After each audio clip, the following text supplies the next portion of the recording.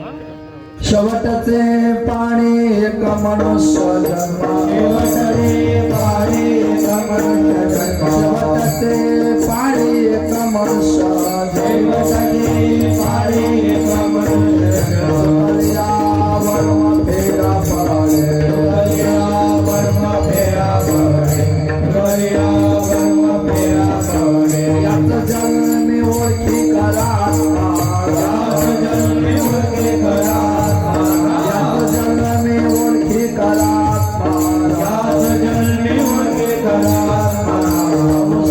संभ्रम भोगुनाथ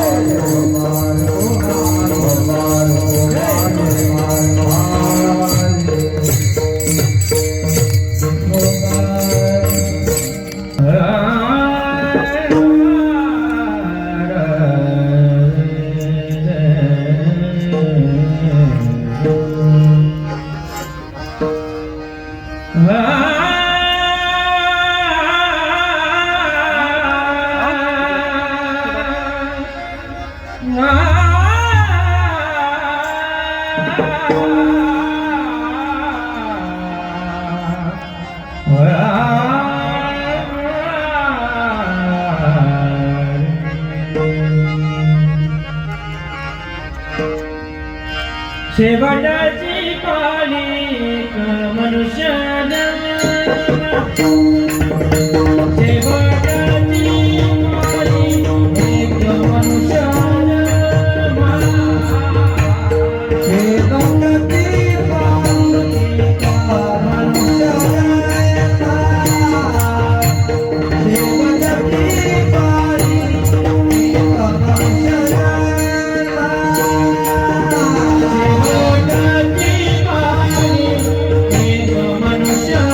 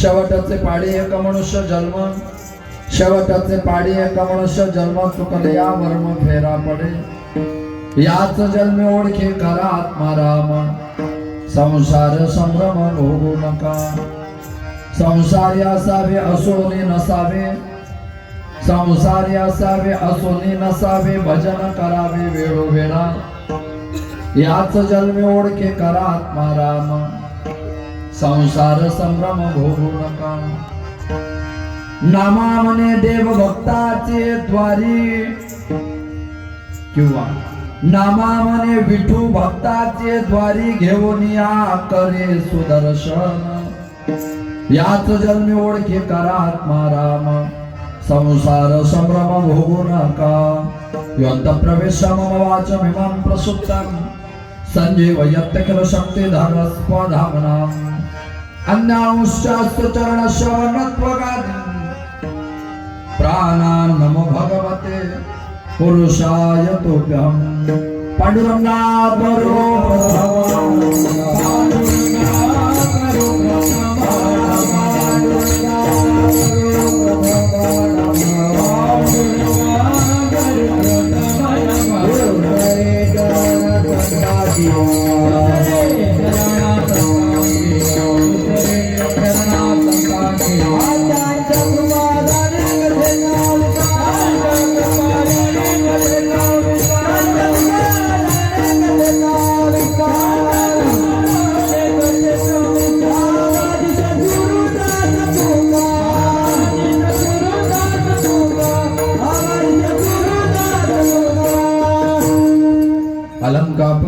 सिंहासन संपदा भजते जस्फुरते प्रदेशम विधिन्द्रादिदेव सदा स्तूयमानं समाधि समृतिं भज ज्ञानदेवं नमो ज्ञानेश्वरा नमो ज्ञानेश्वरा नमो ज्ञानेश्वरा नमो ज्ञानेश्वरा नमो ज्ञानेश्वरा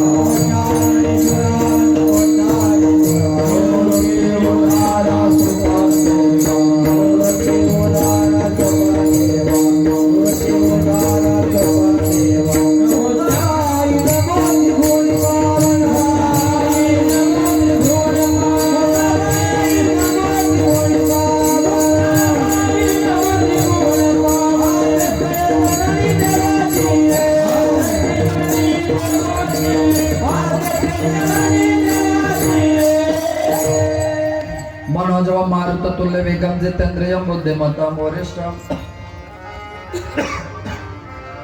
वातात्मज वानरयूथ मुख्यम श्रीरामदूतम शरणं प्रपद्ये चरित्रम रघुनाथस्य शतकोटि प्रविस्तरम एकैकमक्षरं पुंसां महापातकनाशनम जन्म जन्म मुनि जतन कराये अंतराम कहि आवत नाहि जासु नाम बल शंकर कासे देत सबय समगति अविनाशे सेवे लागे सेवक झालो तुमच्या लागलो निज चरणा अहो स्वामी तुकया देवा यावरी हे न करावा वेरू नमो जन्मभूमी जते जन्मलो मी नमो कर्मभूमी जते वाढलो मी नमो अलंकापुर भूमी जते ज्ञान पावितो झालो आम्ही नमो भारत राष्ट्रभूमी जिच्या पडू येथून पुढे कामे विठाला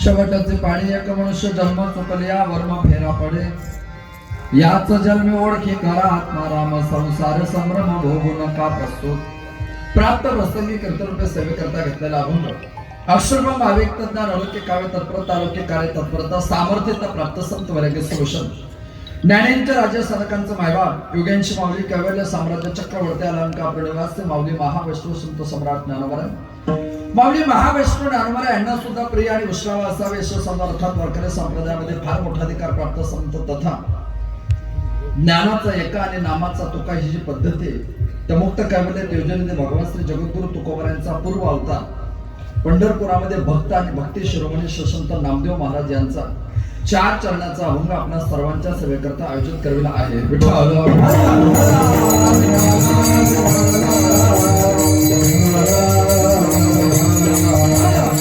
ऐका अभंग संत नामदेव महाराज यांचा असून अभंगातील प्रास्ताविकता प्रतिपादित करण्याबद्दल परिहार्थ निष्ठ निवारे तथा ते गरजेचे सुद्धा किम निमित्ताने तुम्ही आपण सगळेजण आज त्या पवित्र पावन सारस्वत प्रांगणामध्ये एकत्रित आलेले आहात रसिकता भाऊकता चतुरता सदगता श्रोत्याच्या भक्ती शास्त्राच्या श्रवण मात्राच्या चत्वारांत करणाने कार्य परंपरा सगळ्यांना ज्ञातव्यासलच आहेच वक्त्याचं प्रधान कर्तव्य नाताने थोरमोठ्यांच्या पदस्पर्शाने पुनीत पावित वसलेले असलेल्या आपल्या पवित्र पावन नगरीमध्ये भगवंताच्या आशीर्वादाने साधू संतांच्या कृपाआशीर्वादाने समस्त पंचक्रोशी ग्रामस्थांच्या मानवी सामंजस्याने आपण सर्वजण मानवी जीवन जगत आहात ते मानवी जीवन जगत असताना आपल्या गावातील परिसरातील सण उत्सव परंपरा विधी संस्कार सोडे एकमेकाच्या सुखदुःखात सहभागी होण्याची नैतिकता त्याच नैतिकतेचं पायकत्व आपल्या गावात आपल्या परिसरात आपल्या पंचक्रोशी सामाजिक कौटुंबिक शैक्षणिक पारिवारिक धार्मिक सर्व क्षेत्रामध्ये सर्वांना सुपरिचित असणारं कुटुंब आणि त्या कुटुंबातील खऱ्या अर्थाने आशीर्वादाचे ठेवण असणारे वैकुंठवासी सौभाग्य होते आईसाहेब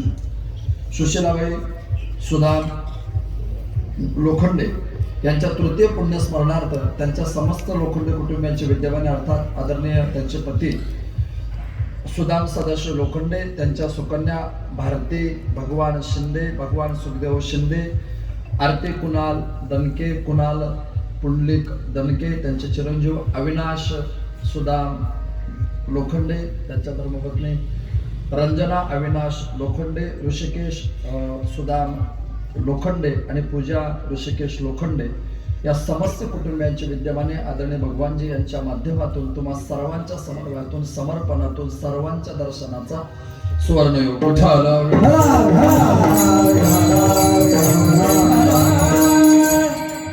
जन्म चुकल्या वर्म फेरा पडे याच जन्मी ओळखे करा आत्माराम संसार संभ्रम भोगू नका ऐका.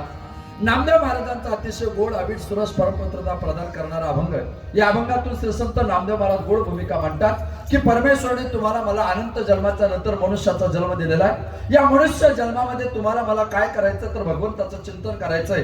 जर आम्ही देवाचं चिंतन करत राहिलो तर संसाराच्या संभ्रमातून बाहेर निघणं आमच्या करता गरजेचं आहे. मग आम्ही संसार करूच नाही का? तुम्ही संसारात पाहिजेत पण असावे असूनही नसावे पण भजन मात्र करावे वेळोवेळा. संसारात असावं पण असून नसल्यासारखं असावं आणि भजन मात्र रात्रंदिवस करावं. असे जे लोक आहेत जे संसारामध्ये असतात आणि संसारामध्ये असून भगवंताचं चिंतन करतात देव त्यांच्या घराचं संरक्षण करतो. विठ्ठल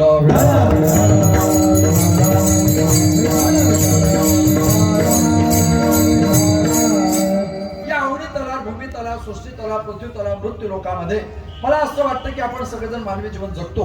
हे जीवन जगत असताना देवाने सगळ्यात पहिल्यांदा संकल्प केला तो सृष्टीचा. मग सृष्टी जन्माला घालण्याकरता देवाच्या मनामध्ये जो निर्माण झाला त्याचा नाव संकल्प. तो संकल्प निर्माण करताना त्याचं तत्व 4 प्रकार आहे. ब्रह्म, ब्रह्मविद, ब्रह्मवर, ब्रह्मवरिष्ठ. त्या ब्रह्म नावाच्या चैतन्यातून ज्याचा जन्म झाला त्याचं नाव ईश्वर. ईश्वराच्या नाभी कमलातून ज्याचा जन्म झाला नाम विष्णू. याचे नाभी कमळी जन्म चतुरानना. चतुरानन म्हणजे ब्रह्मदेव. ब्रह्मदेवाला किती डोके आहेत? 4. बोटाकडे पाहिजे. ब्रह्मदेवाला 4 डोके. 4 चतुर म्हणजे 4, आनंद म्हणजे डोके. ब्रह्मदेवाला 4 डोके. पण ज्ञानोबाने म्हटलं तो वेळ आहे. पूर्वीगा विरुत्तमा सृष्टीच्या उपक्रमा वेळायसा ब्रह्मा एकला होता. एकला होता वेळायसा ब्रह्मा सृष्टीच्या उपक्रमा पूर्वीगा विरुत्तमा. त्या ब्रह्मदेवाला 4 डोके पण ज्ञानोबाने म्हटलं तो वेळ आहे. मग याच्यावरून अंदाज काढा जर 4 डोक्याचा ब्रह्मदेव वेळ आहे तर आपल्या गावात एकेका डोक्यावाले काय ऐकून घेत नाही? त्यांचा प्रॉब्लेम काय नेमका? 4 डोके असून ब्रह्मदेवाला सुद्धा प्रश्न पडला की काय करावं. सगळीकडे पाणी. मग त्या ब्रह्मदेवाला सांगतो तुला सृष्टी निर्माण करायची. आणि सृष्टी निर्माण करताना सृष्टी 2 पद्धती निर्माण केले. एक जड सृष्टी आणि एक चेतन सृष्टी. त्या जड आणि चेतन सृष्टी करता त्याच्याकरता सर्गत्व न्याय तयार झाला. म्हणजे त्याची लक्षणं तयार झाली. दशांगुलतेमध्ये लक्षणं तयार झाली. म्हणून आपल्या शास्त्रामध्ये पुराण नावाचा प्रकार आहे. पुराण. पण पुराणामध्ये सुद्धा वैशिष्ट्य आहे. पुराणात 4 प्रकार आहे. 1 पुराण, 2 उपपुराण, 3 महापुराण आणि 4 अतिपुराण. प्रत्येकाचं वैशिष्ट्य स्वतंत्र आहे. पुराण, उपपुराण, महापुराण, अतिपुराण प्रत्येकाची ताकद स्वतंत्र आहे. सगळ्या पुराणांची ताकद सारखी नाही. वेदांताची प्रस्थांतरे वेगळी, पुराणाची प्रस्थांतरे वेगळी आणि वारकऱ्याची प्रस्थांतरे वेगळी. वेदांताची प्रस्थांतरे ज्याला वेद शिकायचा आहे, ज्याला ज्ञान समजून घ्यायचं आहे, ज्याला चित्कलेपर्यंत प्रवास करायचा आहे, ज्याला आत्मस्वरूपापर्यंत प्रवास करायचा आहे. विदविदती म्हणजे जाणणे. ज्याला काहीतरी जाणून घ्यायचंय त्याने 3 ग्रंथाचं चिंतन करावं. 1 श्रीमद भगवद्गीता, 2 ब्रह्मसूत्र आणि 3 उपनिषद. उपनिषद, ब्रह्मसूत्र आणि श्रीमद भगवद्गीता हा वेदांताची प्रस्थांतरे आहे. पुराणाची प्रस्थांतरे काय आहे? महाभारत, रामायण, महाभारत, महर्षी वाल्मिकींचं रामायण, व्यासांचं महाभारत आणि श्रीमद भागवत महापुराण ही पुराणांची प्रस्थांतरे. आपल्याकडे ह्या 3च ग्रंथांना प्राधान्य आहे. महाभारत आर्ष काव्य, रामायण आद्य काव्य आणि श्रीमद भागवत महापुराण मुक्ती काव्य. तुम्हाला काय सवय पडली ते करायचं वैशिष्ट्य आहे. आणि एक वैशिष्ट्य ध्यानात घ्यायचं. कधी कुठल्याही कथेची कुठल्याही सप्ताहाचा शेवट जर काल्याच्या कीर्तनाने होत नसेल तर तिथे ऐकून पुण्य भेटत नाही. ही महाराष्ट्राची माती आहे. माझं या प्रक्रियेतून आम्ही प्रवास करतो. तो प्रवास करत असताना तुमच्या माझ्या जीवनाची जीवनशलाखा आहे. आणि ती जीवनशलाखा प्रवास करत असताना त्याला सगळं सृष्टी निर्माण करायची. मग सृष्टी निर्माण करताना ज्याला 10 लक्षणं असतात त्याला पुराण म्हणतात. ज्याला 5 लक्षणं असतात त्याला उपपुराण म्हणतात. मग जड सृष्टी निर्माण केली. हा स्टेरिओ हा माईक जड आहे पण हा मानव निर्मित आहे. दगड पण निर्जीव आहे, जड आहे पण तो देव निर्मित आहे. मग सजीव सृष्टी निर्माण व्हायला सुरुवात झाली. त्याच्यामध्ये वनस्पती जन्माला आल्या. वनस्पतीमध्ये प्रकार आहे. लता वेगळी, वेल वेगळा, झाड वेगळं, वृक्ष वेगळा. झाड वेगळं असतं आणि वृक्ष वेगळा असतो. झाड आणि वृक्ष हे काही बेबियड नाही, समानार्थी आहे. काही संबंध नाही. झाडाचा वृक्षाचा काही संबंध नाही. रान आणि वन हे काय समानार्थी शब्द आहे का? रान आणि वन समानार्थी शब्द आहे का? जिथं गवत जास्त उगवतं आणि गायी चरायला जातात त्याला रान म्हणतात. जिथं झाडं जास्त असतात त्याला वन म्हणतात. आणि जिथल्या किर्द झाडीमध्ये जंगली प्राणी असतात त्याला जंगल म्हणतात. तरी 3 शब्दाचा अर्थ एक होतो. असं जिथं शिकवलं जातं त्याला जंगली शिक्षण पद्धती म्हणतात. प्रत्येक शब्दाला व्याकरणाने स्वतंत्र जागा दिली. दया आणि कृपा हे समानार्थी शब्द का? सगळ्यांवर केल्या जाते ती दया आणि ठराविक लोकांवर केल्या जाते ती कृपा. आपल्याला भारतात जन्माला घातलं, दया केली. महाराष्ट्रात जन्माला घातलं, दया केली. ज्ञानोबरांच्या महाराष्ट्रात जन्माला घातलं, दया केली. तुकोबरांच्या नंतर जन्माला घातलं, दया केली. वरखेड्यात जन्माला घातलं, दया केली. कीर्तनाला एवढेच बोलवले कारण कृपा भक्त यांच्यावरच झाली. ज्यांच्यावर दया आहे त्या घरी. जन्माला येणं दया आहे, जन्माला येऊन भगवंताचं चिंतन करणं कृपा आहे. आणि त्याची कृपा झाली ना तर होता कृपा तुमची पशुबलवेत. मी 1000 जन्म गाढवाचे घ्यायला तयार आहे. मी पुढचे 1000 जन्म जळकेकर महाराज गाढवरून जन्माला यायला तयार आहे. जर एकनाथ महाराज काशीहून आणलेलं पवित्र पाणी माझ्या तोंडात टाकायला तयार असतील तर मी 1000 जन्म कुत्रा बनायला तयार आहे. जर नामदेव महाराज त्यांच्या हाताने माझ्या सोबत तुकडा टाकायला तयार असतील तर मी 1000 वेळा रेडा बनायला तयार आहे. जर ज्ञानोबराय आमच्या तोंडून फक्त हरिपाठ म्हणायला तयार असेल. त्या माऊलीच्या सोहळ्यामध्ये जा. सासवडच्या दिव्य घाटामध्ये माऊलीच्या सोहळ्याला जे बैल सुटलेले असतात, पुढे माऊलीचा अश्व चालतो, घोडा चालतो, लोक त्या घोड्याच्या पाया पडतात. वारकरी त्या बैलाच्या पाया पडतात. काही बैल पडत नाही.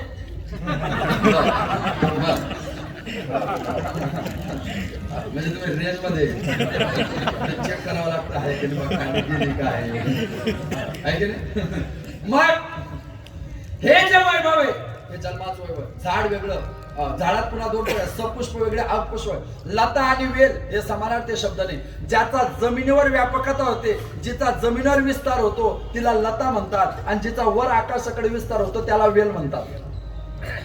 डांगर, काशीफळ, गंगाफळ याचा वेल गच्चीवर जातो नाही. कुठं असतो तो? कुठं असतो? काशीफळ, गंगाफळ. त्याचा वेल कुठे व्यापक होतो? जमिनीवर. बरं, टरबूज जमिनीवर, खरबूज जमिनीवर, भोपळा जमिनीवर. आणि तो जर कडू असेल तर 100% कडू भोपळे जमिनीवरच राहतात. त्यांनी अपेक्षाच करायची नाही आपण वर जाऊ. वर कोण जातात? जाई जुई. जे वर जाताना दुसऱ्याला सुगंध देतात, जे दुसऱ्याला सुगंध देतात ते वर जात असतात. ज्ञानोबराय, तुकोबराय, वारकरी सांगतात त्याचा वेलू गेला गगनामध्ये, म्हणून आम्ही वर आहोत. ते बाकीचे कडू भोपळे खाली आहेतच. यांना कोण प्राधान्य देत आहे आपल्याकडे? आपल्याकडे ह्यांना प्राधान्य देण्याचा प्रकार नाही. लता वेगळी, झाड वेगळा. त्याच्यात पुन्हा प्रकार आहे बरं. त्याच्यात पुन्हा प्रकार आहे. लता, वेल, वृक्ष, सपुष्प, अपुष्प, त्वक्सार, द्रुम, विरोध. त्या प्रकार आहेत झाडाचे. काही झाडांना फुल येतच नाही, डायरेक्ट फळ येतं. काही झाडांना फुल येत नाही, डायरेक्ट फळ येतं. येतं का नाही? हा, येतं. कोणत्या? कोणत्या तरी. कुठल्या? मी उद्या येऊ का? तुम्ही उद्या सांगणार का मला? मी ह्याच पाकिटात येईल. उंबराला फळ येतं, फुल येत नाही. काहींना फुलं येतात आणि नंतर फळ येतं. आंबा अनेक आहेत तसे, त्याला काही मर्यादा नाही. काही झाडाचं वैशिष्ट्य, त्याला फळ आलं, ते फळ पक्क झालं की ते झाड मरायला सुरुवात होतं. त्याला म्हणतात द्रुम. काय म्हणतात त्याला? झाडाचा प्रकार आहे द्रुम. द्रुम म्हणजे काय? त्या झाडाला फळ आलं, झाड पक्क झालं, फळ पक्क झालं की झाड सुकायला सुरुवात होते, वाढायला सुरुवात होते, झाड मरायला सुरुवात होते. हा, कोणतं? 25 नंबर को आप डायल करना चाहते हो भी कोई जिले के बाद कृपया कीर्तन होने के बाद संपर्क कीजिए. रेंज में आने की संभावना है. सगळ्यांनी पाहिलं बरं, सगळ्यांनी पाहिलं. मी बोललो की माझ्या पुढे बोला. ज्वारी, गहू, मका, बाजरी. बाजरीचं कणूस पक्क झालं, झाड मारायला सुरुवात झाली. गव्हाचं ओंबी पक्की झाली, झाड मारायला सुरुवात झाली. ज्वारीचं कणूस पक्क झालं, झाड मारायला सुरुवात झाली. मकाचं कणूस पक्क झालं, झाड मारायला म्हणजे सुकायला सुरुवात झाली. याला म्हणतात द्रुम. काय विरोध, काही त्वक्सार. काही झाडं असे त्याला फळ येतच नाही. काही झाडं असे त्याला फळ येत नाही. ते झाड पक्क झालं की लोक झाडच खाऊन जातात. काही झाडं असे त्याला फळ येत नाही. ते झाड पक्क झाले की लोक ते झाडच खाऊन घेतात. ऊस. ऊसाला काय म्हणतात मराठीत? ऊस.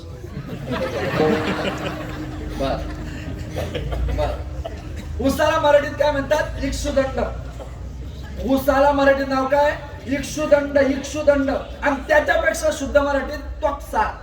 मी जो प्रकार सांगितला त्वक्सार. त्वक्सार म्हणजे काय? त्वक म्हणजे त्वचा. त्वक म्हणजे त्वचा. ज्याची वरची त्वचा काढली की आत खाण्यासारखा सार असतो, असं ज्याचं झाड असतं त्याचं नाव त्वक्सार असतं. याला वारकऱ्याचे हे येते पाहिजे जातेचे येड्या कबाड्याचे काम नाही असे हे वनस्पती शास्त्र आहे.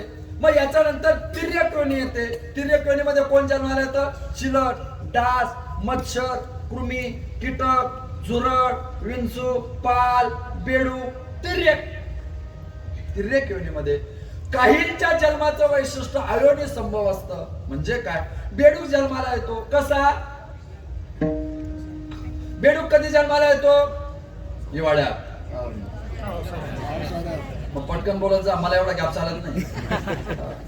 बेडूक जन्माला येतो पावसाळ्यात. आणि बेडकाचा जमिनीवर जन्म होत नाही. काय होत? पाऊस जेव्हा पडतो तेव्हा तो कसा पडतो? धो पडतो, मुसळधार पडतो. असा नाही. पावसाच्या 3 प्रक्रिया आहेत. बारीक थेंब होऊन पडतो, आपण सततधार पाऊस म्हणतात. दुसरा अतिशय वेगात पडतो, त्याला मुसळधार म्हणतात. आणि वर घनफोट नावाचा दगड असतो, ज्याला खाली आम्ही गार म्हणतो, बर्फ म्हणतो. तो घनफोट दगड जेव्हा माध्यान्हावर फुटतो, त्या घनफोटातून ज्याचा जन्म होतो त्याला बेडूक म्हणतात. बेडकाचा जन्म असा आहे. विंचू जन्माला येतो. विंचू अॅनिमल लॉजिक आहे ना, प्राणीशास्त्र आहे ना. अॅनिमल लॉजिक मध्ये विंचवाचा जन्म कसा आहे?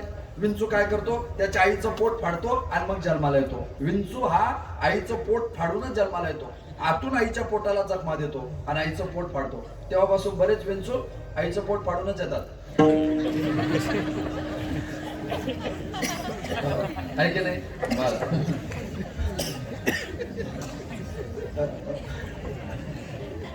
विंचवाचा जन्म असा.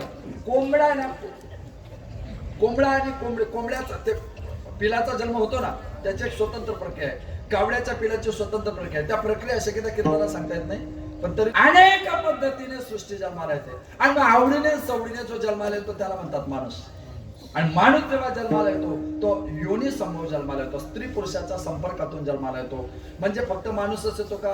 अनेक प्राणी नरमादीच्या संपर्कातून येतात. मग ते जेव्हा जन्माला येतात तेव्हा त्याच्या जन्माची वैशिष्ट्य घनता असते. त्याला स्वरूप दर्शनाचा 4 प्रकारे दुःखाची असते.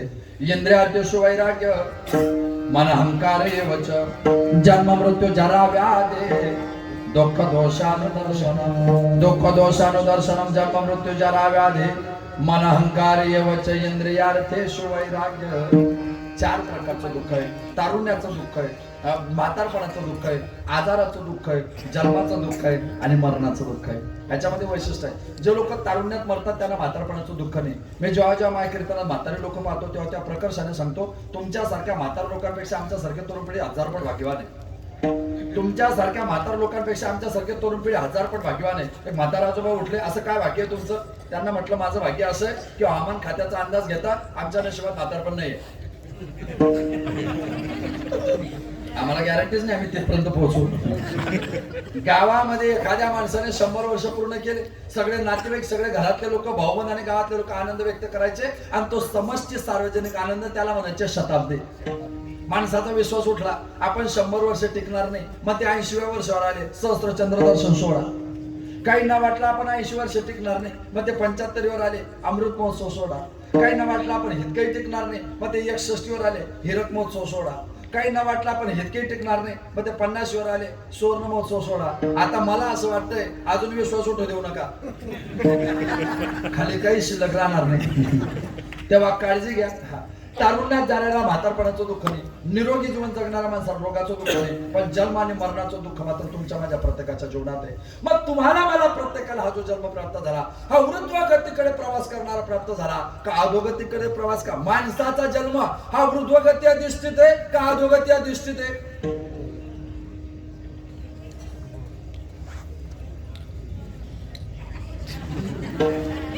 कसा? अरे पशु पक्षाच्या रूपात जाणं म्हणजे अधोगतीला जाणं, आणि देवत्वाला प्राप्त म्हणजे अधोगतीला जाणं. आणि सेंटरला येऊन इथं पाप केलं तर अधोगतीला आणि पुण्य केलं तर सद्गतीला. इथं ठरवण्याचं प्रमाण आहे, त्याचं नाव मनुष्य जन्म आहे. हा दादरा आहे, हा जिना आहे. जिना, या जिन्याहून वर जाता येतं का खाली येता येतं? या जिन्याहून वर जाता येतं का खाली येता येतं? काय? दोन्ही जमत. मग हे कोणाच्या हातात आहे? आपल्या. जिन्याच्या हातात नाही ना, मग ते जिन्याच्या हातात नाही, त्या तर असणार आहे गण्याच्या हातात आहे. त्याने ठरवायचंय मला वर जायचं का खाली जायचं. जिन्यावर ठरतंय, त्याने ठरवलं तर तो वरही जाऊ शकतो आणि त्याने ठरवलं तर तो खाली येऊ शकतो. मनुष्य शरीर हा तुमच्या माझ्या जीवनातला जिना आहे. ठरवलं तर गाढव कुत्रे होऊ शकतो आणि ठरवलं तर आम्ही देवही होऊ शकतो. आणि मग आम्हाला जे व्हायचंय ते आमच्या हातात आहे. हा, उगा कोणाच्या नादा लागायचं. मी म्हणजे थोडस शंका कोण असल्यामुळे माझे प्रॉब्लेम पण मोठे. आमच्या देवाचा पहिला अवतार मत्स्य. मत्स्य म्हणजे मीन म्हणजे मासा. मासा कुठे असतो? पाण्यात. मासा हायवेला असतो का? असतो का? नसतो.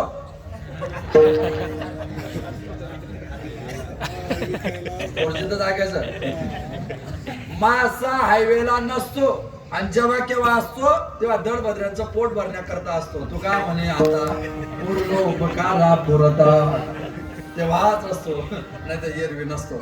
पहिला अवतार 100% पाण्यात मत्स्य. दुसरा पाण्यात पण जमिनीवर पण अपडेट व्हर्जन कच्छ म्हणजे कासव. तिसरा 100% जमिनीवर वराह. चौथा वरचं शिरसिंहाचं खालचं दडमांसाचं 50-50. पाचवा पूर्ण बालक रूपात वामन. सहावा अतिशय क्षत्रिय रूपात परशुराम.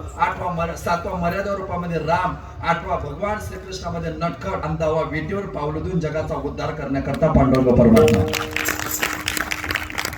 याला म्हणता अपडेट होणं. काही डार्विनला माकडामध्ये माणसं दिसतं, आम्हाला गावामध्ये माणसांमध्ये.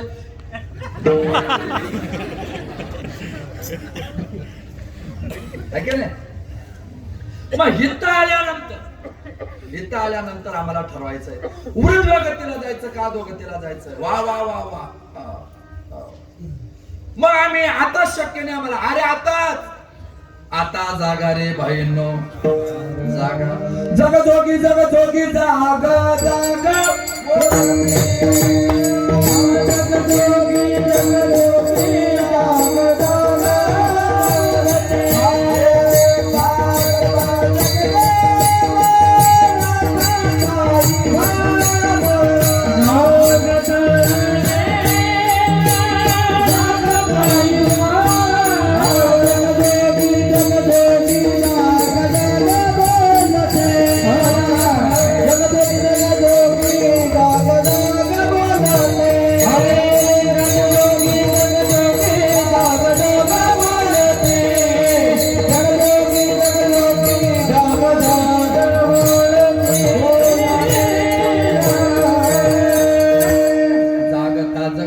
राखा काय भाव.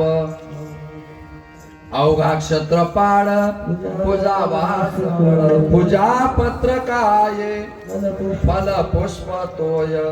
बहुता दिवसा फेरा आला या नगरा. आता मागुता येईल फेरा हे तो न घडे या नगरा. आता अनेक दिवसानंतर माणसाचा जन्म प्राप्त झालाय, असं पुन्हा प्राप्त होईल याची शाश्वती. आता मागुता येईल फेरा हे तो न घडे या नगरा. म्हणून तुम्हाला संधी भेटलेली, या संधीचं सोनं करा. मनुष्य जन्म तुम्हाला मला प्रत्येकाला देवाने दिलाय. पुन्हा पुन्हा माणसाचं शरीर प्राप्त होण्याची शाश्वती. तळपायाच्या नखापासून तर डोक्याच्या केसापर्यंत काय एक उपजता मरती. काय दुर्दैव त्यांचं. 9 महिने त्या माऊलीने पोटामध्ये गर्भ वाढवला आणि जन्माला आल्यानंतर बाळ मेलेलं जन्माला आलं. काय दुर्दैव असेल त्या बाळाचं, काय दुर्दैव असेल त्या आईचं. उपजता मरते, काही जन्माला आल्यानंतर मरतात. मला सांगा, ह्या सगळ्या प्रक्रियेत जर तुमचा माझा प्रवास असेल, आपलं काय भाग्य. बरवे झाले आजीवरे नाही पडलो मृत्यूचे आहारी. वाचून आलो उरले ते हरी तुम्हा समर्पण. मग ज्याचे उरलंय हे शरीर एक योनी कोटी फेरा तेव्हा लागे वारा मानवाचा. आणि मनुष्य देह आपल्याला प्राप्त. मनुष्य देहायचा निध साधार ते साधा सिद्ध करोनी प्रबोध संत पार उतरले. आणि मग आम्ही मनुष्य जन्माच्या दादऱ्यावर आहोत. आम्ही वरही जाऊ शकतो, आम्ही खाली जाऊ शकतो. आणि ही जी संधी, it is a golden chance, first chance and last chance. मी बोललो ना, हे तो न घड्या नगर आता मागवता येईल फेरा, हे तो न घड्या नगर आता पुन्हा पुन्हा माणसाचं शरीर भेटेल याची अपेक्षा करू नका.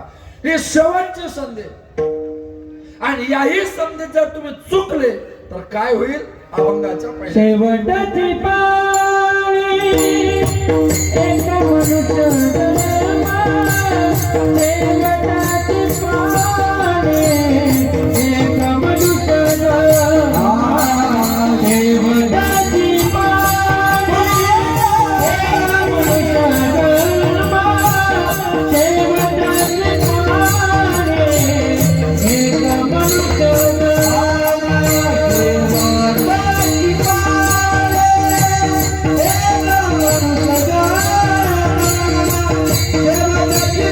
शेवटाची पाळी एक मनुष्य जन्मा, शेवटाची पाळी एक मनुष्य जन्मा,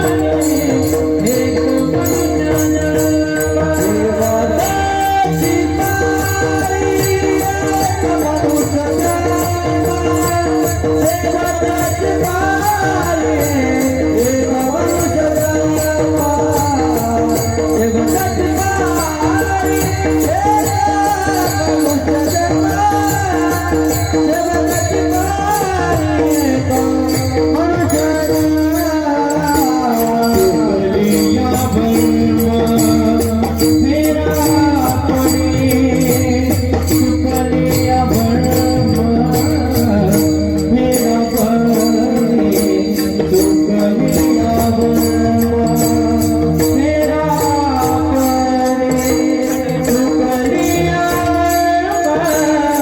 पाळी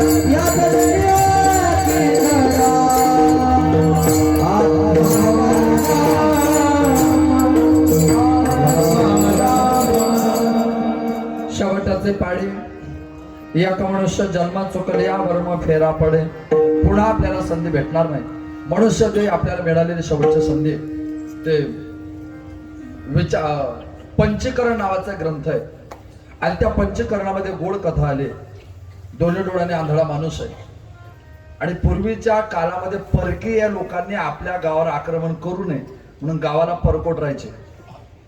पूर्ण बाजूने तो परकोट चारी बाजूने राहायचा आणि गावाच्या मुख्य वेशीवर दरवाजा राहायचा.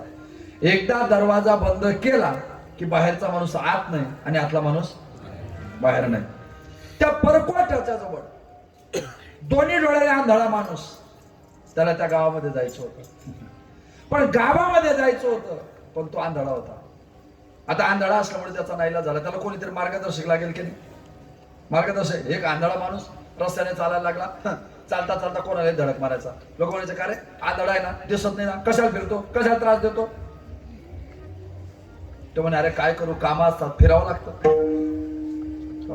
आणि एक दिवस असं घडलं की योगायोगाने संध्याकाळचा टाइम, अमावस्येची रात्र, लाईट गेलेली आणि अंधाऱ्या रात्रीमध्ये 7:30-8 वाजता तो आंधळा समोरून आला आणि त्याने एका माणसाला धडक दिली. का रे दिली दिसत नाही का तुला? तो म्हणे अरे मला खरंच दिसत नाही. मग तो माणूस म्हणे काही काळजी करू नको, अजिबात टेन्शन घेऊ नको, इथून पुढे तुझे कोणाला धडक बसणार नाही. म्हणे का? टेन्शन घेऊ नको, मी तुझ्यावर उपकार करणार आहे. म्हणे काय? हा घे कंदील. कोणाला? आता तुम्ही जसे हसले तो आंधळा असला, आणि ज्या नसतील हसले ते नसते आंधळीने तर बैरे पण असं जाहीर करावं की नाही बाई यांचे अंदाज लागला. त्यांचा अंदाज आहे. किती वाजले? थोडे मग मंदिर जुनं आहे, अशी परिस्थिती आहे. मग हा कंदील घे, आणि हा कंदील घे. आता तुला अजिबात टेन्शन आहे. तो आंधळा म्हटलं तू वेळ आहे का? अरे मला दिसत नाही, मला कंदिलाचा काय फायदा आहे? तो म्हणे टेन्शन घेऊ नको, या कंदिलाचा तुला फायदा होणार नाही, पण तुझ्या अंगावर कोणी दडसू नये याच्या करता फायदा भेट. आमच्याकडे संध्याकाळी 5 नंतर चांगले चांगले केव्हा कोणाच्या अंगावर दडसा मारले भरोसा राहत नाही. त्याच्याकरता तुला फायदा होईल. आता हातात कंदील म्हटल्यावर तो आंधळा छाती काढून चालायला लागला. 10 पावलं चालला आणि थाळकन एकाला धडक मारली. तुला का रे? ए आंधळ्या, रोज धडक देतो, तुला सांगितलं समजत नाही का? का मारली धडक? कोण आहे? आज बोलायचं नाही. का म्हणजे आज मी चुकूच शकत नाही. का म्हणजे माझ्या हातात कंदील आहे. तो समोरचा माणूस मला तू म्हणतोस म्हणून मी मानतो, तू म्हणतोस म्हणून मी मानतो की तुझ्या हातात कंदील आहे. पण ज्या मूर्खाने तुझ्या हातात कंदील दिलाय तो विजलेला होता, तुला हे दिसत नाही, हे तुझं पाप आहे.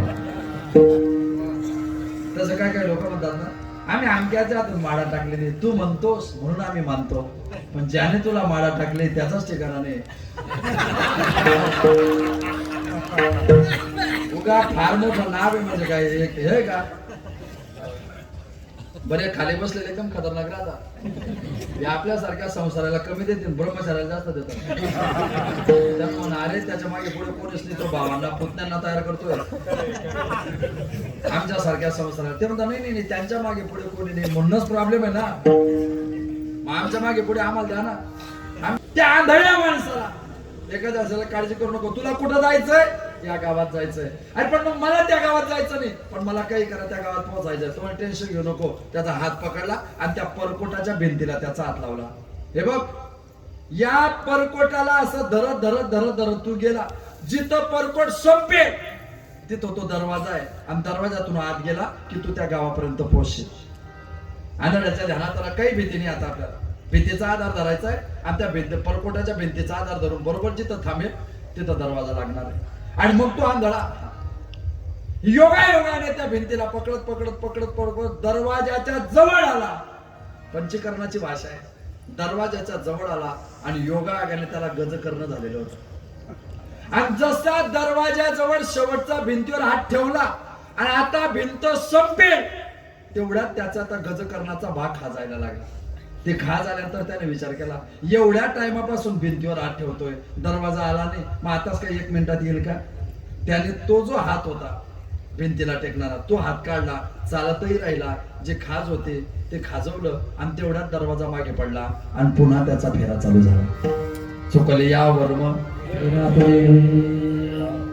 पुन्हा दुसऱ्यांदा योगाकडे तिथेच आला आणि नेमका दरवाजा आला आणि नेमका त्याला ते खाज आले. तो परकोट म्हणजे 184 योनीचा फेरा आहे. तो मुख्य दरवाजा म्हणजे देवाची प्राप्ती आहे. तो आंधळा म्हणजे अज्ञानी जीव आहे. त्याला आलेली खाच, त्याला दावलेला रस्ता म्हणजे श्री गुरु आहे.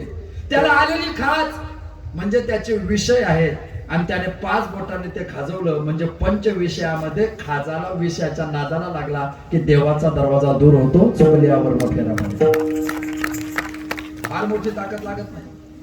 चूक झाली की माणसाला फेरा पडतो. मग चुकी होऊ नये वाटत असेल तर तुम्हाला देवाने दिलेले संधी, शेवटची पाडी एक मनुष्य जन्म, चुकले या वर्म फेरा पडे. जर आता चुकले ना तर मग तुम्हाला कधीच नाही. म्हणून माणसाने चुकूच नाही असं. हो, कोण म्हणे असं? तुकाराम महाराजांनी 4दा चुकू नये सांगितलं गाथ्यामध्ये, आणि एकाच अभंगा सांगितलं 4दा चुकू नये. जव हे सकाळ सीता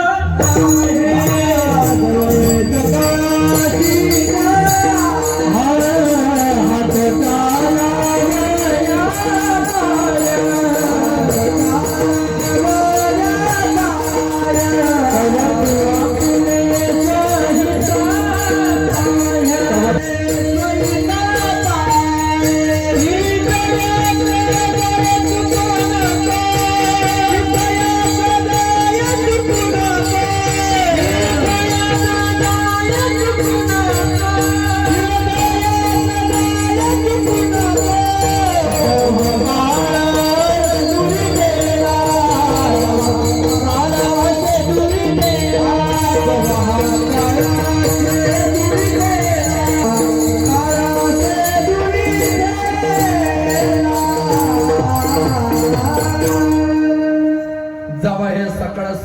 आहे, हात चालावया पाय जवय हात सिद्ध आहे, चालावया पाय सिद्ध आहे, तव तू आपुले स्वहित पाहे, तीर्थयात्रे जाय चुकू नको. पण तू तीर्थयात्रेला जायला चुकू नको, याचा अर्थ तू कीर्तन सोडून ट्रिपा काढू नको.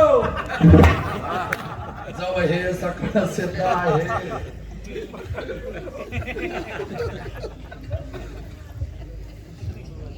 हात चालावया पाय तव तू आपुले स्वहित पाय, तीर्थयात्रे जाय चुकू नको. गेला काय ही ट्रिप तिथे चुकू नको. 4,000 भाडं लागतं, 7,500 घेऊ नको.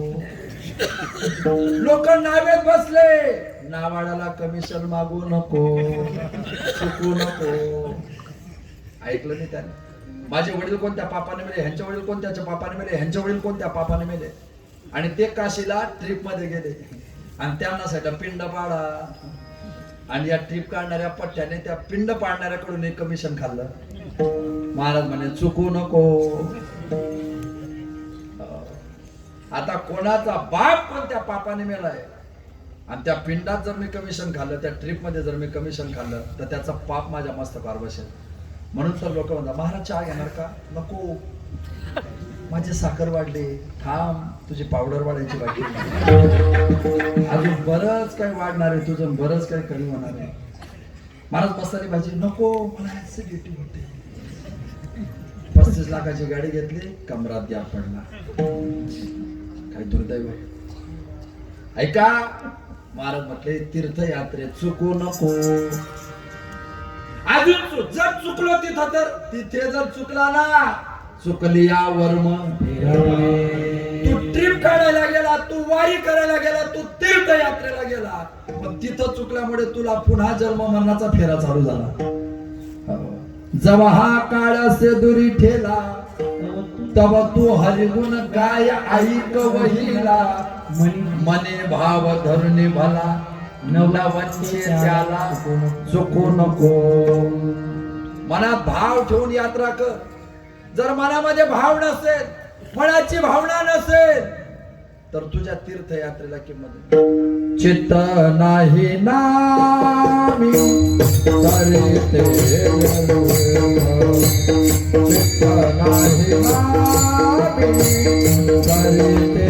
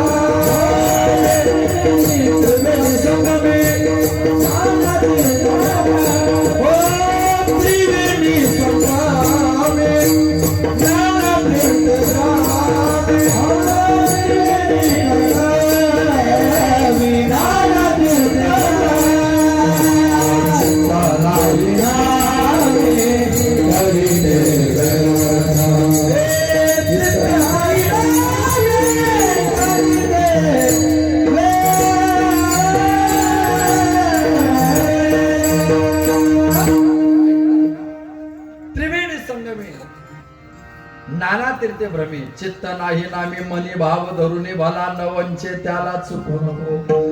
जोडिले धन न घाली माती, पूजी ब्रह्मवृंदे पूजन येते. सत्याचरण दयाभूती राहे करी, संत संगती चुकू नको. चुकू नको. चुकला तर चुकल्या वर्म फेरा पडे. दशा यवन बाणले पांगेला नोडे, काम क्रोध लोभ मोह त्यागे, संत संगती चुकू नको. जवा हा काळ असेल चुकू नको. तारुण्य आले, दशा यवन बाणली अंगी. तारुण्य आलेलं आहे तुला, त्या तारुण्यामध्ये चुकू नको. पांगेला नोहे विषय संगे. आणि चुकलो तर मग तेथे तेथे नसल काही सत्ता सत्ता राहील काहीच काही खरे सच्ची राहील काही तुका म्हणतो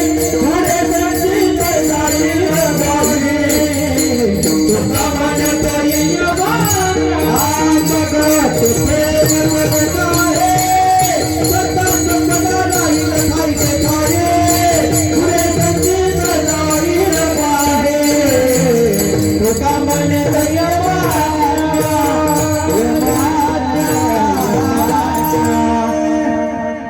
मग तेथे न चले काही सत्ता संपदे राहील ठाईच्या ठाई पुढे संचित जाईल काही तुका म्हणत यमाज्ञा आणि यमाची आज्ञा काय असते यमाचे यमदंड बैसतीला माथा तेव्हा तुझा रक्षिता कोण आहे आणि तेव्हा त्याला काळजी वाटत नाही त्या यमाचे करुणा बाहेर ओढाड सापडे जैसा चोर यात नादरे जेतो चोर यात नादरे जेतो नाही त्या यमाचे करुणा ऐका त्या यमाला करुणा नाही तो यम मग तुमची काळजी करत नाही मग त्या यमाचं काम आहे तुम्हाला नरकात टाकणे चुकले या वर्म फेरा पडे महाराज आम्हाला यम नकोय आम्हाला राम पाहिजे आम्हाला यमाकडे नाही जायचं आम्हाला रामाकडे जायचं आम्हाला श्यामाकडे जायचं हो आम्हाला भगवंताच्या नामाकडे जायचं असं हो जायचं नाही यमाकडे नाही जायचं नाही 184 दुःखाकडे नाही जायचं आम्हाला मग आम्ही काय केलं पाहिजे तुम्ही काय करा अभंगाच्या दुसऱ्या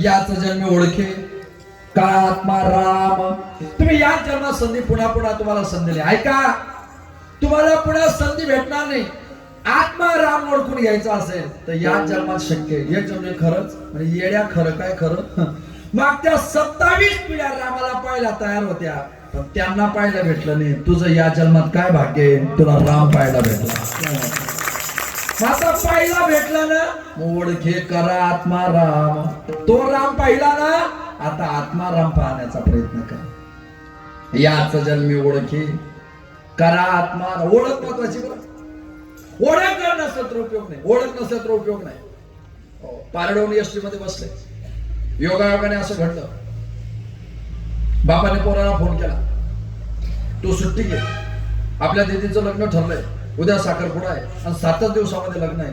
कारण आपले जे जावई ते नोकरीवाले त्यांना सुट्टी नाही, 7 दिवसामध्ये लग्न करायचंय. पोरगा म्हटला बाबा तुमचं म्हणणं खरंय, पण मी पण इथं ट्रेनिंगला आलोय, ट्रेनिंग मधून सुट्टी भेटत नाही, मला येणं शक्य नाही. तुम्ही तिथेचं लग्न आटपून घ्या. योगाने लग्न आटपून गेलं. अधिक महिना आला. शास्त्री पाणी जावायला सांगितलं या बसू आपण जेवायला जेवायला जेवायला. आपल्याकडे खानदेशात बसू पण बदनाम आहे. बसू म्हटलं की जेवायला बसू.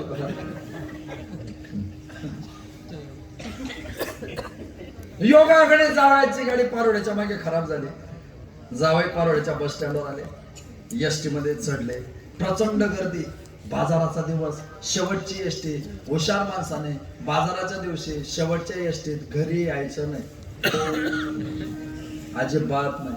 कारण बाजाराच्या दिवशी शेवटच्या एसटीत शक्यतो लेझिम पथकचं मंडळ असतं.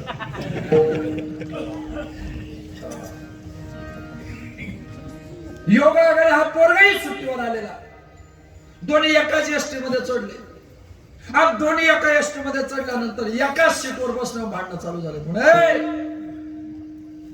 काय सीट माझ आहे, तोडे माझ आहे. मेवण्याने मागचा पुढचा अंदाज केला आणि शालकाच्या रपकन कानाखाली आला. तो म्हणे बेट्या तू मला मारलंय पण ध्यानात ठेव, ही एसटी ज्या गावात जाते त्या गावाच्या पाटलाचा मी पोरगा आहे. तो म्हणे तू पण ध्यानात ठेव, ही एसटी ज्या गावात जाते त्या गावच्या पाटलाचा मी पण जावाई. मग तो म्हणे तुमचे पप्पा कोण, अमुक अमुक. तुमचे सासरे कोण, अमुक अमुक. तो म्हणे आपलं क्रॉस कनेक्शन नाही, स्ट्रेट कनेक्शन आहे. मग दोन्ही एकमेकाला म्हणतात पहिले तुम्ही बसा. जोपर्यंत ओळख नाही तोपर्यंत भांडणं आहे. एकदा ओळख झाली की मांडणं आहे. ओळख नाही तोपर्यंत बुद्ध आहे, ओळख झाली की मुद्दा आहे.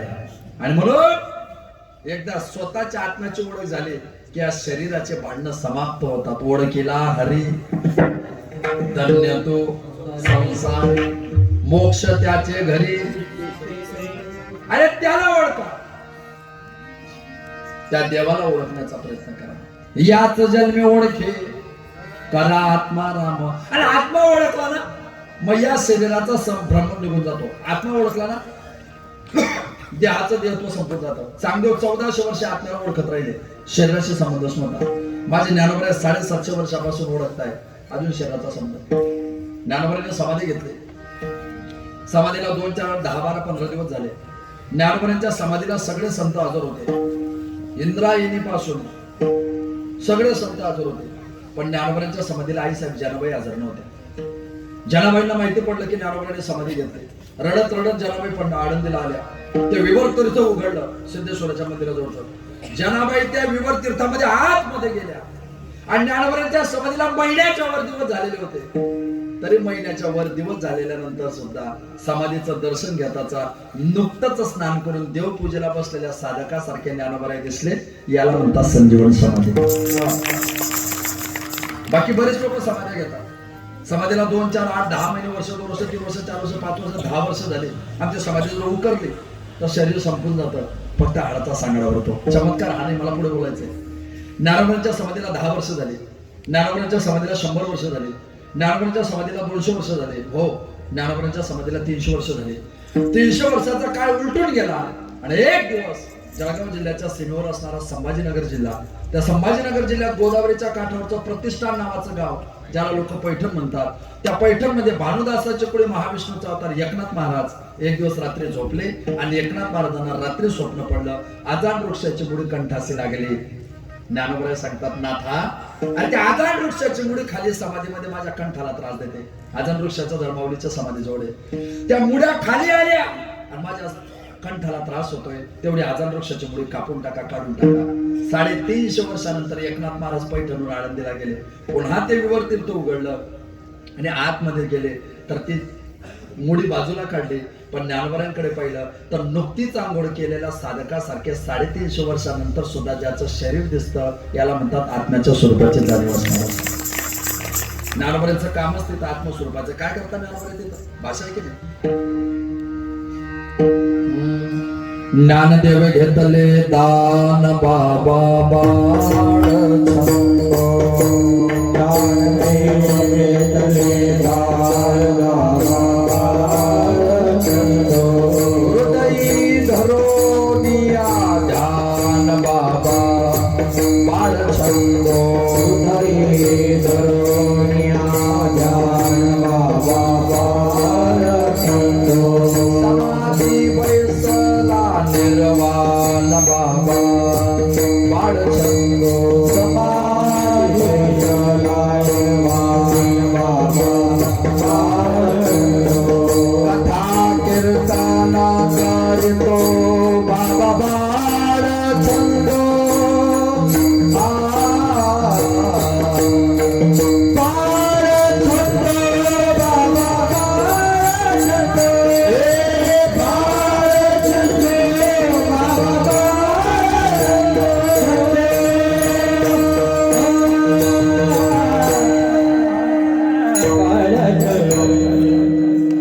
ज्ञानदेवे घेतले दान बाबा बाळ छंदो. हृदय धरून या ध्यान बाबा बाळ. समाधी बैसला निर्वाण बाबा. कथा कीर्तन करीतो बाबा बाळ छंदो. बाळ छंदो बाबा बाळ छंदो. आमच्याकडे जुने महाराज लोक असे छंद म्हणायचे. जुने महाराज लोक कीर्तनात असे छंद म्हणायचे. कीर्तनात ज्ञानोबा तुकोबराच्या प्रमाणे वारकऱ्यांच्या चालीत म्हटले की मंदिरातला देव मान डोलवतो ही वारकरी संप्रदायाची. ही ताकद वारकरी संप्रदायाची, वैभव वारकरी संप्रदायाचे. त्या ज्ञानोबा अखंड समाधीमध्ये ठेवत, अखंड समाधीमध्ये. का ओळखा आत्माराम, आत्मस्वरूपाची जाणीव झाली की तुम्हाला देहाशी संबंध राहत नाही. पंचमहाभूत होतंय ना, पृथ्वी तेज आप वायू आकाश. याच्यात वायू सोडून सगळे विकार संपून जातात आणि वायू रूपाने देह जसाच्या तसा राहतो. याला वायव्य म्हणजे संजीवन समाधी म्हणतात. ती आत्मस्वरूपाची जाणीव असते. हा मग तिची जाणीव झाली, तिची ओळख झाली की मग संसार संभ्रम भोगू नका.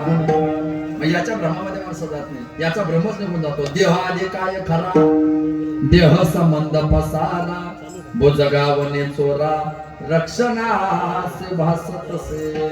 आत्माराम ओळखायचा आहे ना, मग देह सोडून द्यावा लागतो. त्याचा संबंध असतात. मग काय करायचं देहाला? महाराज म्हटले देहाला काय करा, ज्याचा त्याला देऊन टाका. देह समर पीजे देवा. देह समर पीजे देवा.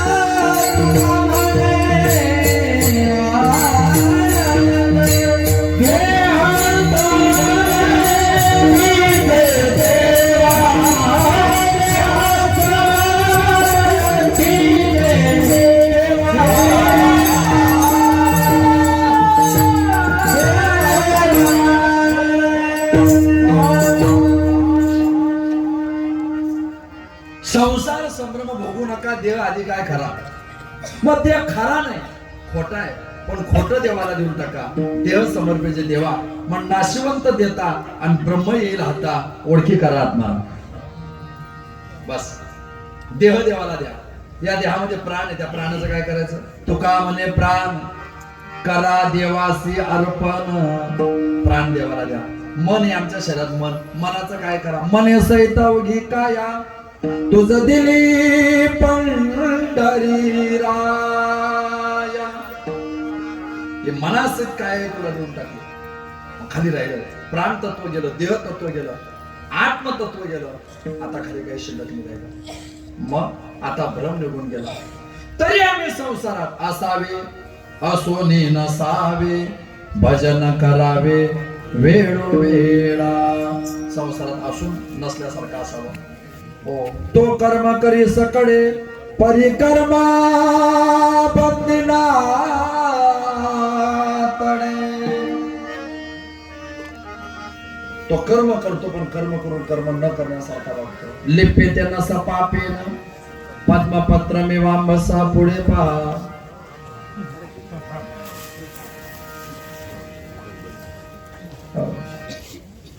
त्या कर्मत्वामध्ये राहून त्याच्यामध्ये न राहिल्यासारखं जीवन जगा. असावे असोनी नसावे, भजन करावे वेळोवेळा. अखंड खंडेना जीवन राम कृष्ण नारायण.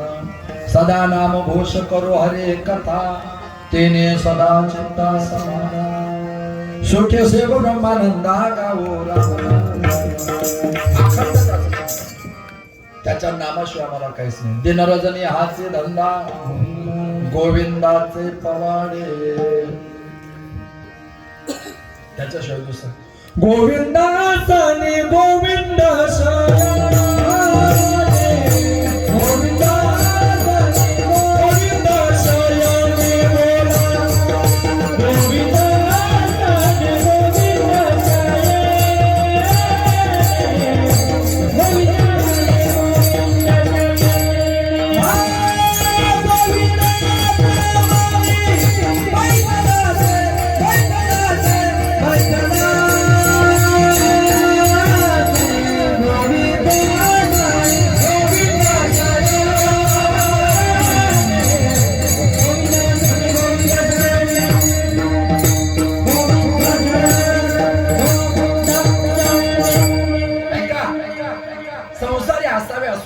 संसारात राहायचं, पण मी त्याच्यात नाही असं राहायचं. तो कर्म करे सकळे परिकर्मा बंदी ना तडे. कर्म करे सकळे परिकर्मा. मी नेहमी सांगतो, 2 वेळे नदीच्या काठावर आले. दोन्ही वेळे होते. पहिला वेळा दुसऱ्या वेळेला म्हटला आता मुख्यमंत्री मी होईल. दुसरा वेळा म्हटला तुला शक्य नाही. पहिला म्हटला मुख्यमंत्री मी होईल. दुसरा म्हटला तुला शक्य नाही. पहिला म्हटला काय शक्य नाही. दुसरा म्हटला मी राजीनामा देऊ शकत नाही. दोन्ही वेळे हे ध्यानात ठेवा. आणि योगाने दोन्ही नावेत बसले. आणि नावेत बसल्यानंतर नाव मध्यभागी आली. नाव खडखड आदळली. नावेला छिद्र पडलं. तो म्हणे मुख्यमंत्री सोड, उपनगराचा नगरसेवकही जड. म्हणे का? नावेला छिद्र पडलं, आता नावेत पाणी येणार, नाव बुडणार, आपण मरणार, आपल्याला कोणी वाचवू शकणार नाही. मग तो पहिला वेळा दुसऱ्या वेळेला म्हटला वेडा रे वेडा. पहिला वेळा दुसऱ्या वेळेला काय म्हटला? वेडा वेडा. पहिला वेळा काय म्हटला? त्याला वेडा म्हटला. कोणा म्हटला? वेळाला म्हटला. काय म्हटला? वेडा म्हटला. कोण म्हटला? वेडा म्हटला. कोणा म्हटला? वेडा म्हटला. काय म्हटला? वेडा म्हटला. कोण बोलतोय तुमच्याशी? बोला. नाही, मॅजॉरिटीजला बहुमत कायदा पास. मला मान्य आहे, तुम्ही मला वेळा म्हणत असाल, मला मान्य. बाकी पुढे पण इमानदारीने वागायचं. कोण बोलतोय तुमच्याशी? वेडा बोलतोय. कोणाशी बोलतोय? मग वेडा वेड्याला वेडा किती वेळा म्हटला? ही वेडा घरी तपासा. वेडा आहे का रे तू? काय झालं? काय झालं म्हणजे? नावेला एक छिद्र पडलं तर इतका घाबरतोय, इतका घाबरतोय. अजून एक छिद्र कर, हे पाणी बाहेर जाईल. पण शेवटी दोन्ही ऐल तीर म्हणजे संसार, पैल तीर म्हणजे परमार्थ. ऐल तीर म्हणजे संसार, पैल तीर म्हणजे परमार्थ. 2 वेळे म्हणजे आपला साक्षी आणि आपला जीव. नाव म्हणजे शरीर, ते मधलं पाणी म्हणजे संसाराचं दुःख. या शरीर नावाच्या नावेच्या भरोशावर या जीव नावाच्या मित्राला संसाराच्या काठावर भगवंताच्या काठावर जायचंय, पण मध्ये कर्माचं वासनेचं भोगाचं पाणी आहे, पण मध्ये प्रारब्धाचं छिद्र पडतं आणि नशिबाचं छिद्र पडलं की दुःखाचं पाणी आपोआप शरीराच्या नावेत यायला लागतं आणि भगवंत प्राप्तीचा काठ तुमच्यापासून लांब होऊन जातो. नावेत पाणी असावं का पाण्यात नाव असावी?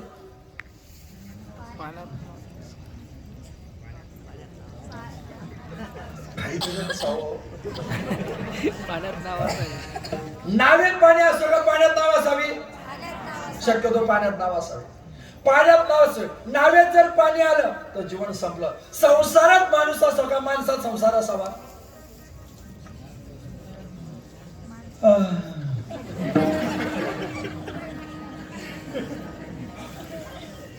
माणूस संसारात असावा, माणसात संसार असावा. असावे असुनी नसावे, भजन करावे वेळोवेळा. आणि मग या पद्धतीने त्याचं चिंतन करावं. जर तुम्ही चिंतन करत असाल तर नामा म्हणे देव भक्ताचे, घरी घेऊन या करे सुदर्शन. विठोबा रखुमार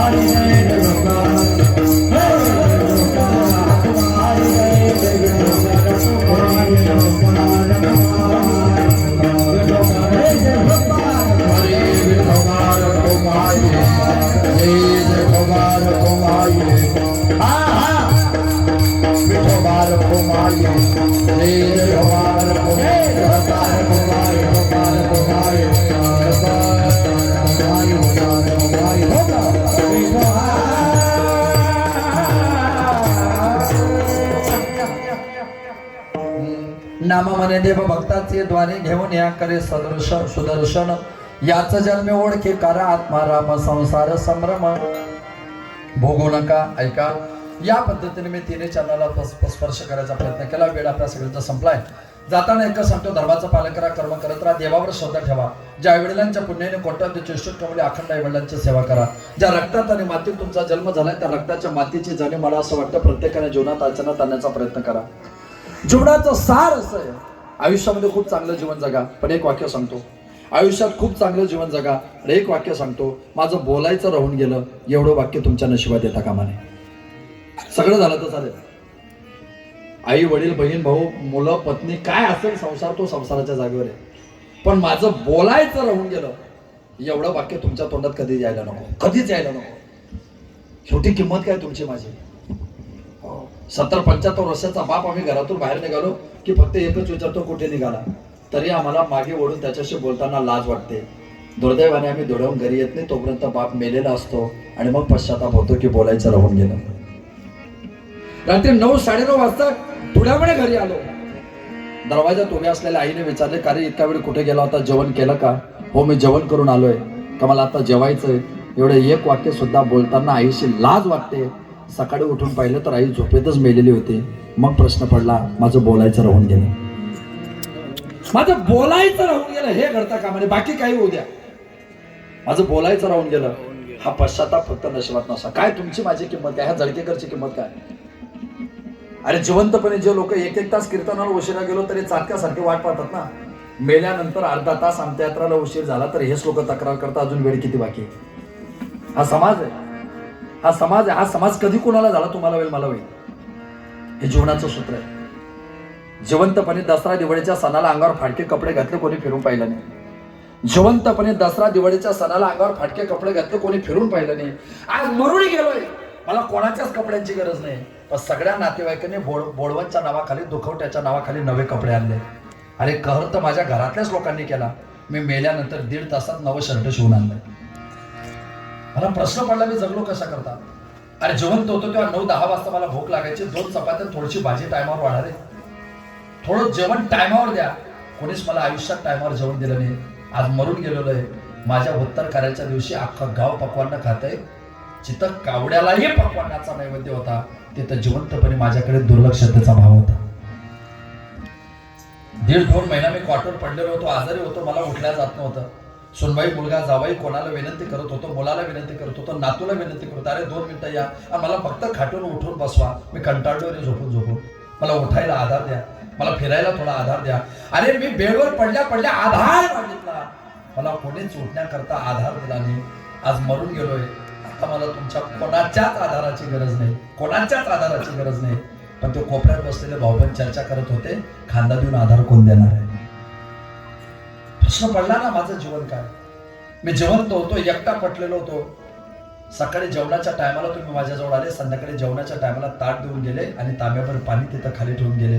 पण तुम्हाला कधीच वाटलं नाही की ज्या अर्थी याची तब्येत मरणाच्या द्वारात आहे त्या अर्थी उभ्या आयुष्यात आता कधीच बोलायला भेटणार नाही. आम्ही बोललो पाहिजे. आणि मी तरसत होतो, माझ्या जवळ या 2 शब्द प्रेमाने माझ्याशी बोला.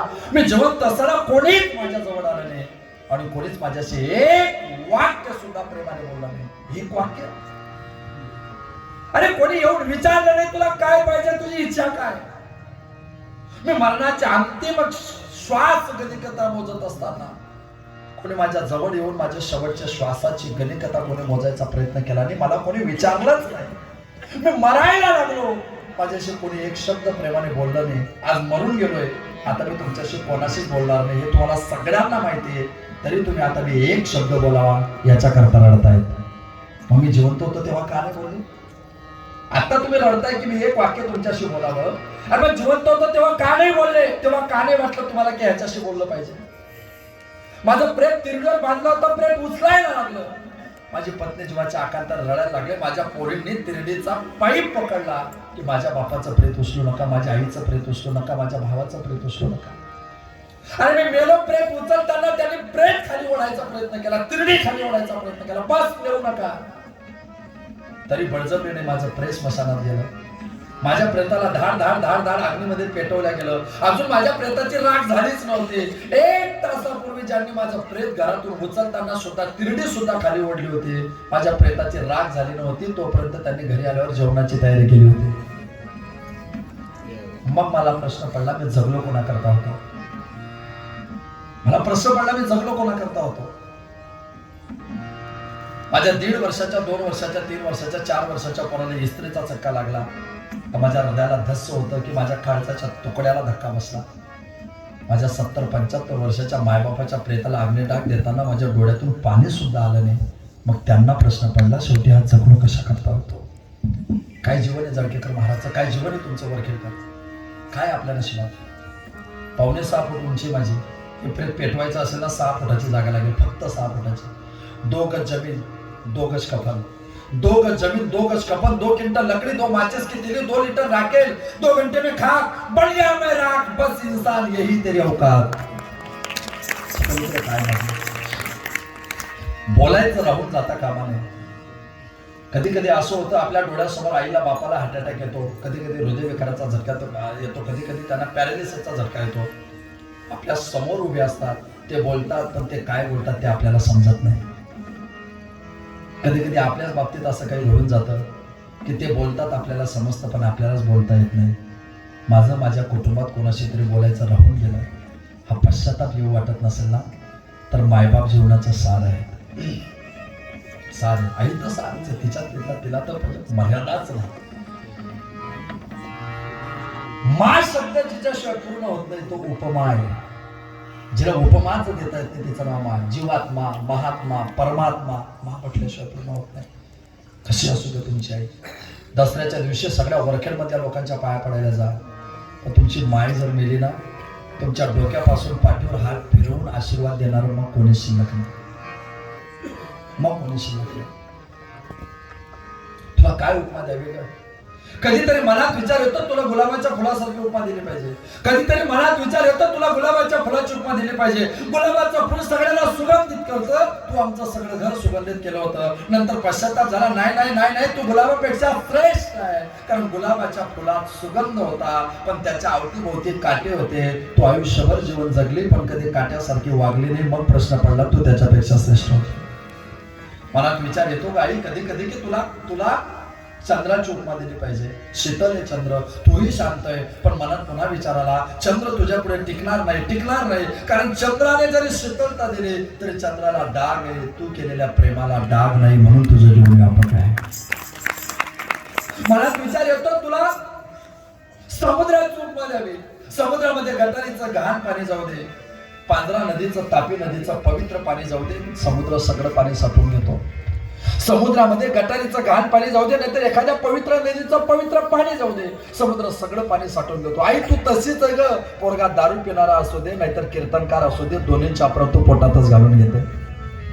तुझं असं कधी घडलं नाही की हा माळकरी म्हणून त्याच्यावर जास्त प्रेम करेल, तो दारू पिणार आहे म्हणून त्याच्याकडे दुर्लक्ष होईल. असं तुझं कधी घडत नाही ग. तुझं प्रेम दोन्ही पोरांवर सारखंच असतं. समुद्राने जसं सगळं पाणी साठवलं तसं तू सगळे पोरांचे अपराध साठवले. पण समुद्रामध्ये एक दोष होता. समुद्राने सगळं पाणी साठवलं, पण साठवलेलं सगळं पाणी समुद्राने खारट केलं होतं. मग कळतं तुम्हाला आईची ताकद काय असते. मग कळतं तुम्हाला आईची भूमिका काय असते. आणि म्हणून निस्वार्थ भावना ज्याच्यात असते. हित बसलेल्यापैकी कितीतरी महिलांचा अनुभव असेल. अरे ती कामाला गेली होती, अरे तिने नवऱ्याजवळून 100 रुपये लागले होते, तो 200 रुपये घेतले होते. आणि प्रत्येक गोष्टीमध्ये तिने पैसे वाचवले होते. 6 महिन्यामध्ये तिने 2, 4, 5 हजार, 6 हजार, 10 हजार वाचवले. की तेवढे 10,000 रुपये तुम्ही दिवाळीला आल्या की तुम्हाला सोनाराच्या दुकानात घेऊन गेली होती. आणि तेवढ्यामध्ये सुद्धा ग्रॅम, 2 ग्रॅम, 1.5 ग्रॅम जेवढं भेटेल ना तेवढं माझ्या पोरीला करून द्या. आणि एवढं करत असताना मी करून दिले हे कोणाला सांगू नको. ही भावना जिच्या मनात असते ना ती फक्त आई असते. ती फक्त आई असते. तिने तो पै जमवलेला असतो. नवऱ्याजवळून 100 रुपये लागले तर ते 150 रुपये घेते, ते 50 रुपये बाजूला ठेवते. का? दिवाळीला माझी पोरगी, अक्षय तृतीयेला माझी पोरगी, मी तिला माझ्याकडून काहीतरी करून दिलं पाहिजे. तुम्ही किती श्रीमंत राहा, तिला काय करायचं. पण तिची भावना मात्र तिच्या त्या 2,000, 4,000च्या वस्तूमध्ये असते. तिची भावना मात्र तेवढ्या वस्तूमध्ये असते. ज्या दिवशी आई गेली ना त्या दिवशी सर्वस्व संपलं आपलं. ज्या दिवशी म्हणून बाप मेला ना, बाप मेला की माणूस पोरका होतो. बाप मेला की माणूस पोरका होतो. माझं पुढचं वाक्य खूप महत्वाचं आहे. बाप मेला की माणूस पोरका होतो, पण आई मेली ना माणूस अनाथ होतो. बाप मेला की अनाथ नाही होता, पण आई मेल्यावर अनाथ होतो. म्हणून आईला अनाथाची माऊली म्हणतात. बापाला अनाथाचा बाप म्हणत नाही. बाप पोरकं होणं म्हणजे डोक्यावरचं छत्र जाणं, आणि अनाथ होणं म्हणजे मिठीचं छत्र जाणं. ज्याच्या कुशीत आता आनंद नाही ती भावना ज्याची. या देशाचे माजी उपराष्ट्रपती आणि 15 वर्ष राजस्थानचे मुख्यमंत्री भैरवसिंग शेखावत जेव्हा ते संसदेत असायचे ना विधान भवनात, तर 1:30 वाजता जेवणाच्या टायमाला जर भैरवसिंग जेवायला बाहेर नाही निघाले तर गॅलरीतून त्यांच्या 90 वर्षाच्याही तिथून त्यांना गावरान भाषेमध्ये शिवीगाळ करून बाहेर ओढायच्या. बाकीचे मंत्री आमदार असायचे, तुम्ही मुख्यमंत्री आहात, तुमच्या गॅलरीतून तुम्हाला अशा पद्धतीने बोलायला मिळते. टचकन भैरवसिंग शेखावतांच्या डोळ्यात पाणी यायचं. शेखावत म्हणायचे, घरी जर आई असेल ना एकदा तिच्यातून जेवण कर, तुला कळेल आई शब्दाची ताकद काय असते. आम्ही लहान होतो. अजून एका उपराष्ट्रपतीचा प्रसंग आहे. के कृष्णकांत वारले होते माझे उपराष्ट्रपती. ते वारले तेव्हा त्यांचं वय काही 63-64 वर्ष, जास्त वय नव्हतं. पण ते जेव्हा वारले ना दादा, तेव्हा त्यांच्या 94 वर्षाच्या आई जिवंत होत्या. आणि ते आईने पोराचं प्रेत मांडीवर घेऊन जेव्हा रडायला लागले तेव्हा फक्त दूरदर्शन चॅनल होतं. त्या चॅनलवर जेव्हा ते चित्र पाहिलं तर चांगल्या चांगल्या लोकांना पाझर फुटला की आईचं पोराचं प्रेम काय असू शकतं. मी कोणी असू द्या, मी किती मोठा असू द्या, माझ्या आईपेक्षा कधी मोठा होऊ शकत नाही. माझी आई माझं सर्वस्व आहे. गेली माझी आई, मी बडेजाव केला नाही. गेली माझी आई मला सोडून. मी या देशाचा प्रधानमंत्री, मला कधीच गर्व झाला नाही. मला डोक्यावरचे केस काढताना कधी लाज वाटली नाही. माझ्या आईच्या प्रेताला खांदा देताना मला कधी लाज वाटली नाही. अरे देशाच्या प्रधानमंत्र्याला आईच्या बाबतीत तसा निर्णय घेताना लाज वाटली नाही. आमच्याकरता तर तिने सर्वस्व उभं केले. आम्हाला काय असं वाटतं? आई आई ते म्हणायच्या ना की मी गेलो की माझ्या हातात 11 रुपये द्यायचे आणि ते कायम मोजायला ठेवायचो. तुमच्या कमवायला किंमत शून्य आहे, तिने दिलेल्या पैशाला किंमत जास्त आहे. आणि म्हणून मला असं वाटतं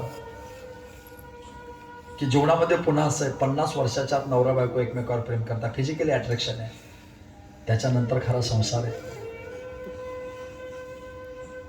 पत्नी जाणं याच्यासारखं दुःख मला असं वाटतं जीवनात कोणतं नाही. त्या दिवशी पत्नी गेली ना, त्या दिवशी तुम्ही किचनमध्ये कधीच जाऊ शकत नाही. तिथून पुढे ती गेली ना, तुमचं किचनमध्ये जाणं संपलं. ती आहे ना तोपर्यंत तुम्ही हक्काने जाऊ शकता. तीच अशी एक आहे की तुमच्यासाठी ती काही करू शकते. ती गेली ना, तुमच्यात हिंमतच नाही की सुनबाईच्या समोर तुम्ही किचनमध्ये जेवायला बसाल. हे वैभव तिच्यात समर्थ, ती आपली आई.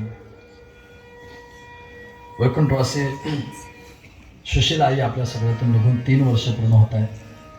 त्यांच्या चिरकाल स्मृतिगंधांना खऱ्या अर्थाने वैचारिक उजाळा देत असताना सुशीलाबाई सुदाम लोखंडे, त्यांचे पती आदरणीय श्रीयुत सुदाम सदाशिव लोखंडे, त्यांच्या सुकन्या आदरणीय भारती भगवान शिंदे, भगवान सुखदेव शिंदे, आरती कुणाल दणके, कुणाल कुंडलिक दणके, त्याचप्रमाणे अविनाश सुदाम लोखंडे, रंजना अविनाश लोखंडे, ऋषिकेश सुदाम लोखंडे, पूजा ऋषिकेश लोखंडे, या समस्त कुटुंबाला हे दुःख पेलवण्याची ताकद देवो आणि दरवर्षी आईच्या स्मृतिगंधाचा आनंद त्यांच्या भावनेला बोट पकडणार असतो.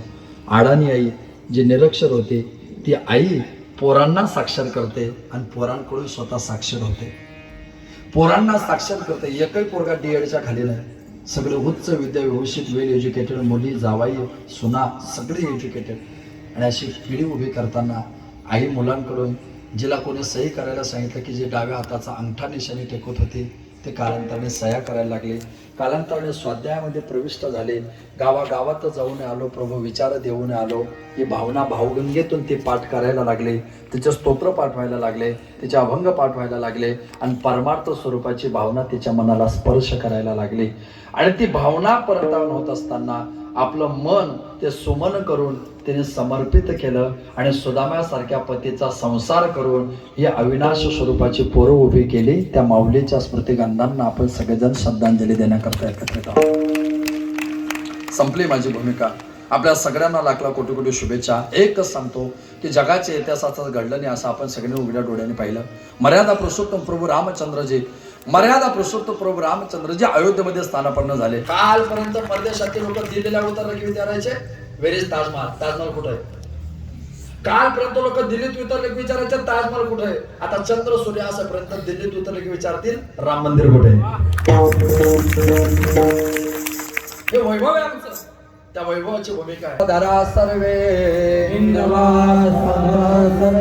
न हिंदू पतितो भवे, हिंदू पतितो भवे, मम दीक्षा हिंदू रक्षा, मम दीक्षा हिंदू रक्षा, मम मंत्र समानता, मम मंत्र समानता.